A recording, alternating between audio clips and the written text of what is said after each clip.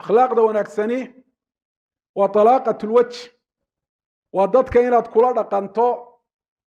weji furnaan والنبي عليه الصلاة والسلام markuu qof u yimaado weji furan oo dhoolla cadayna ay ka muuqata ayuu ku soo dhawan jiray wuxuu Jariir ibn Cabdullaahi radiyallahu anhu ما دخلت على رسول الله منذ أسلمت إلا تبسم في وجهي markan islaamay laga bilaabo markastoo rasuulkaan u galo rasuulku calayhi salaatu wasalaam wuu dhoola cadeyn jiray akhlaaqda wanaagsan manaasisha iyo darajooyinka sare ee jannada ayaa lagu gaadhaa oo nabi maxamed bay calayhi salaatu wasalaam qofka u dhaweysaa fil aakhira wax miisaanka qofka loo saarana waa waxa u culus sidoo rasuulku calayhi salaatu wasalaam haddii dadku dhaqan wanaagsan ay lahaayeen